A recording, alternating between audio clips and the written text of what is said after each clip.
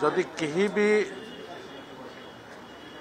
अंतर्भुक्त होना पंजीकृत होना से माने आम पंचायत पीओ जेई माने भी किसी सहयोग करुछंती किसी ब्लॉक रो अधिकारी भी सहयोग करुछंती जेते शीघ्र आमे पंजीकृत करिबा आमे लोक मानकु से व्यवस्था भितरे शीघ्र सामिल करिवु सेही दृष्टि नै पुनर्बार मु आग्रह प्रकाश करुछि।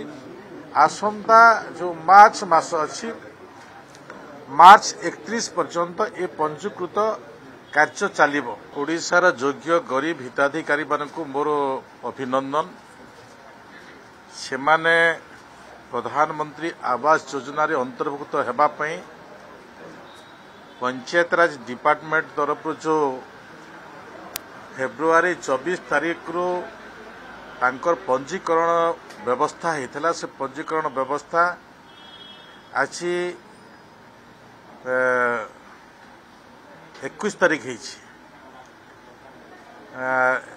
21 तारीख भितर जनवरी 24 रु फेब्रुआरी 21 तारीख भितर आमे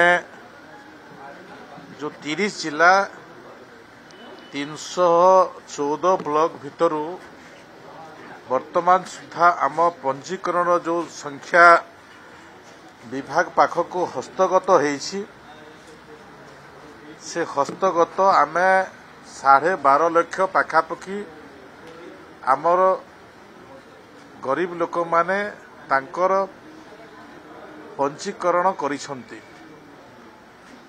आमे देखुथुलु गोटे गोटे ब्लॉक रु 4000 3000 4,500 पर्यंत भी लोक पंजीकृत करिसंती।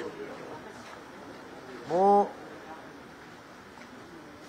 पुनर्बार सेमानकु आग्रह प्रकाश करिबी जो व्यवस्था पंचायत राज विभाग करिछि जो माने योग्य अछंती से 15,000 माटी घर फ्रिज मोटरसाइकिल थिबो विकलांग एवं विडो ए जो व्यवस्था भितर अछंती से व्यवस्था भितर को जदि केही भी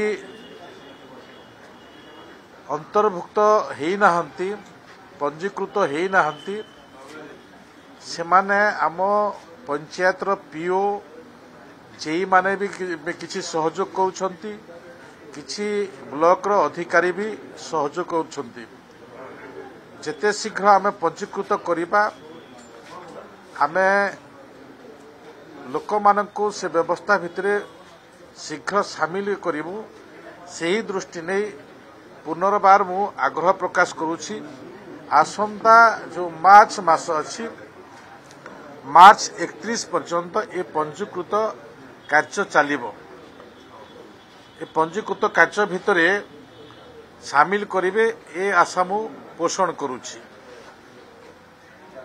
द्वितीय विषय मो गत विधानसभा रे किछि प्रतिश्रुति रखिथिली जोटा कि व्यवस्था भितर मोर डिपार्टमेंट पानीय जल पहुंचेबा पई आमे पाखापुखी 80% सक्सेस हिछु जहां में P1 P2 रे रखिथिलु आमर 72 प्रोजेक्ट कंप्लीट हेबा कथा 52 प्रोजेक्ट आमे मार्च भितरे कंप्लीट करूछु। हर घर जल रो व्यवस्था करूछु। ए विषय रे भी मोर गरीब लोक माने बड़ समस्या रो निवृत्त हेई पारिबे ए विषय को भी मु आपण मानक पाखरे रखुछि।